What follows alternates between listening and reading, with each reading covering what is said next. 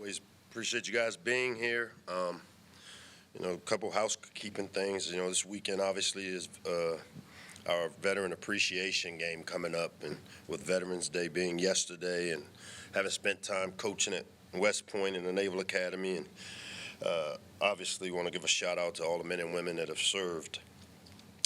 Shout out to Brenda Free's big win yesterday, women's basketball, and a 3-0 start, and then obviously field hockey has their playoffs. And so we want to wish Missy good luck Friday in the NCAA tournament. The Oregon game, obviously it does us no good to worry about things that have happened in the past right now, because we've got a lot of we've got some things to get accomplished this week.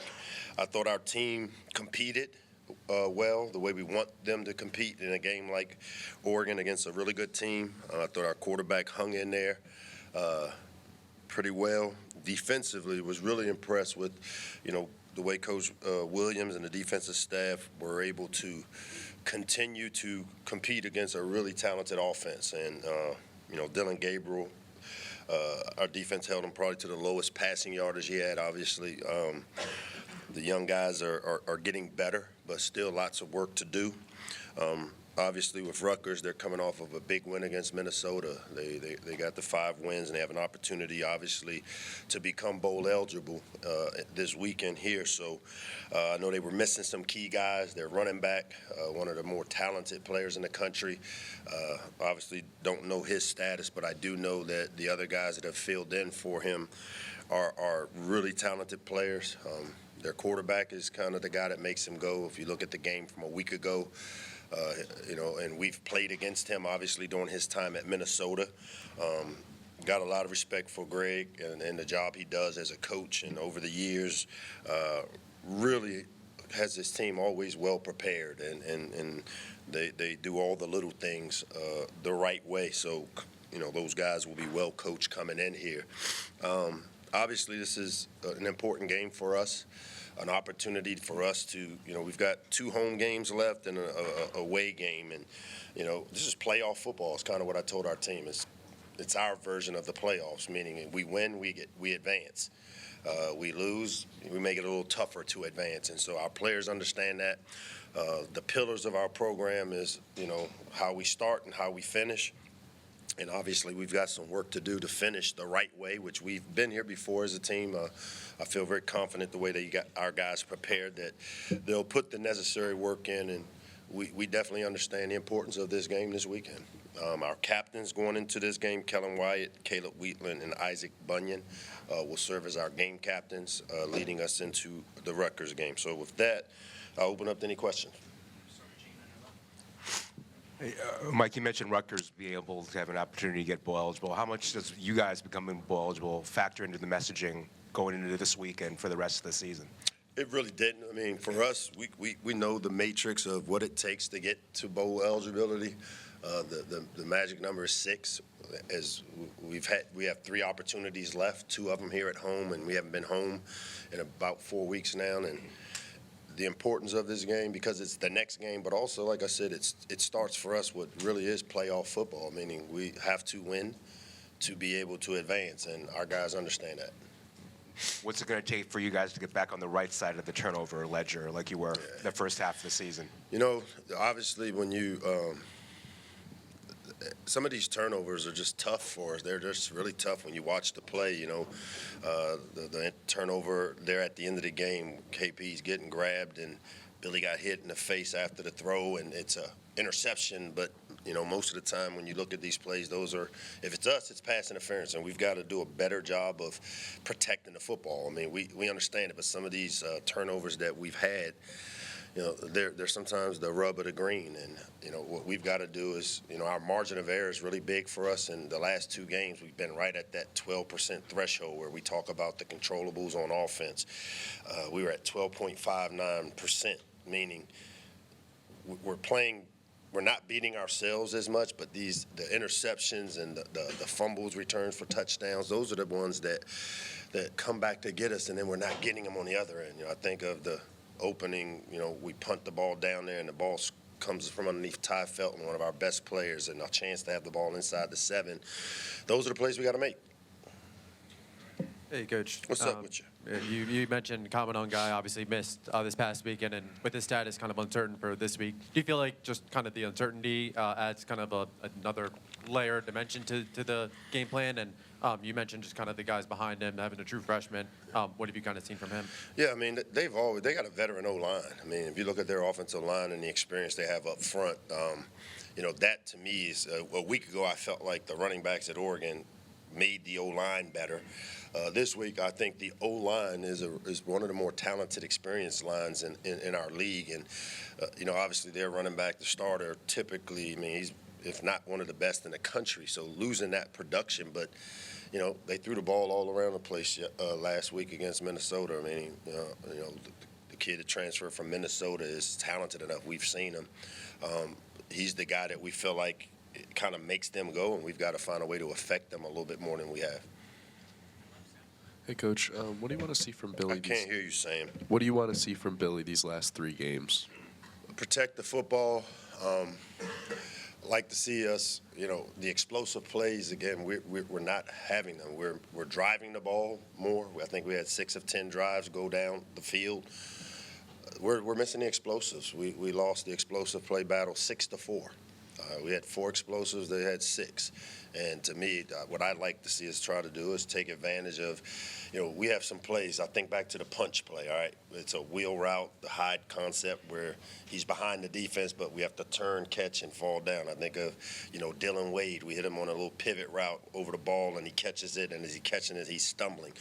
We're getting what the plays are designed for, but we have more talented players that I feel like there's some big plays being left on the field that we've got to figure out how to make them. And to me, for Billy, it's protection of the football. But as I said, when you look, 2 of the interceptions are just plays that when I watch them on tape, they shouldn't happen. They're not as egregious as maybe when there are a couple that the pick 6 against Minnesota was egregious.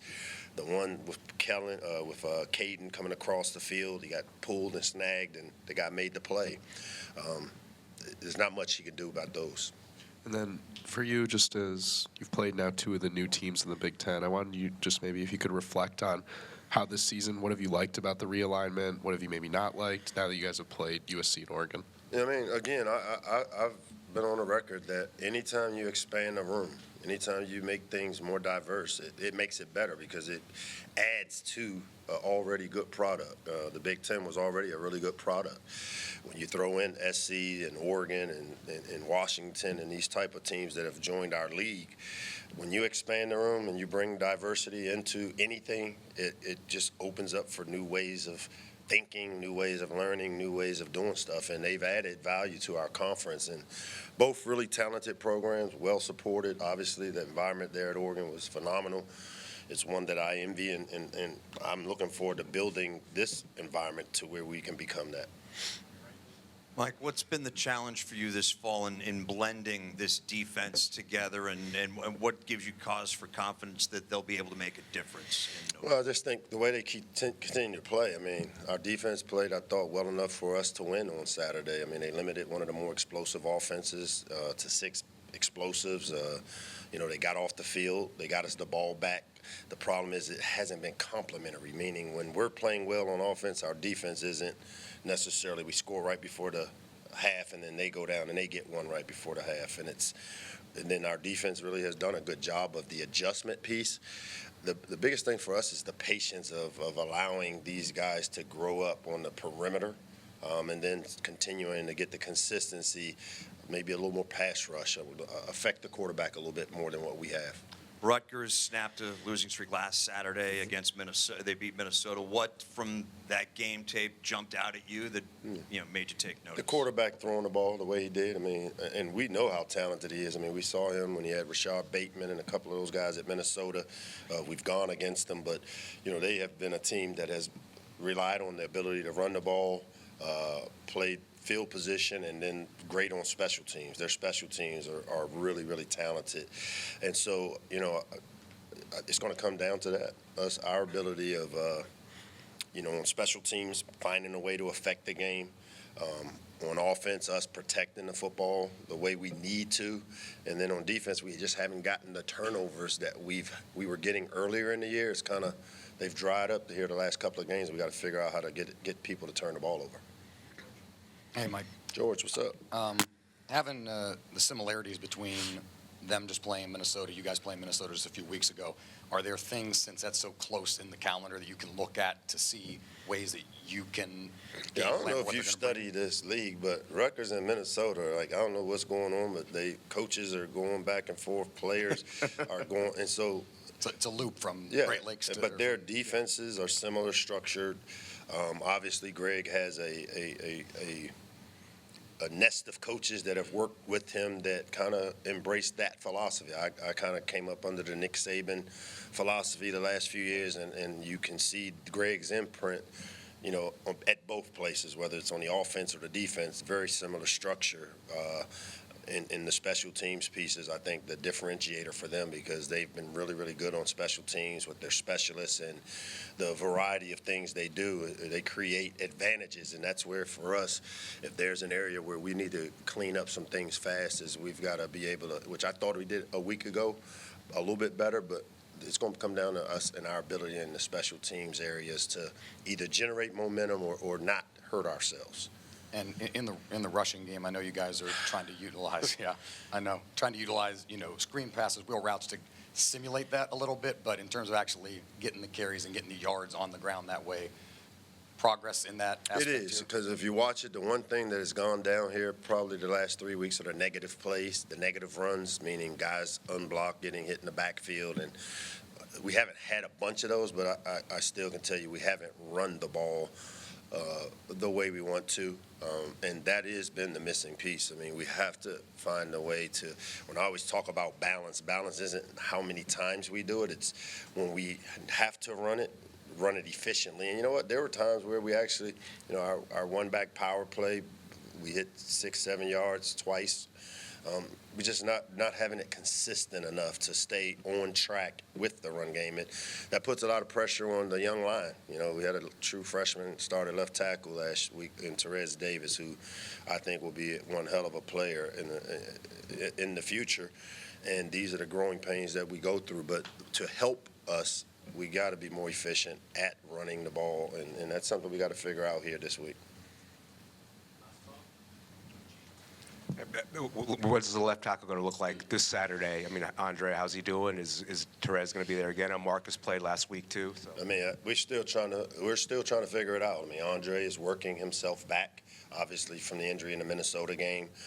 Terps, as I said, is one of the talented freshmen. He and both Michael Hershey, who now is healthy, and it's great to have that back because it creates a little more depth. We're hopeful that we can get Andre Roy back because of the experience that he had as a first-time starter this year. Just having him out there gives us depth to where now we can play Terps 30 plays and not have to play them 55 or 60, which the more plays young guys play, the more opportunities they have to get better, but also they get exposed a little bit. And that's where the depth that we had going into the season, we've struggled up front because of some of the injuries we faced. Thanks, guys. Players sign off.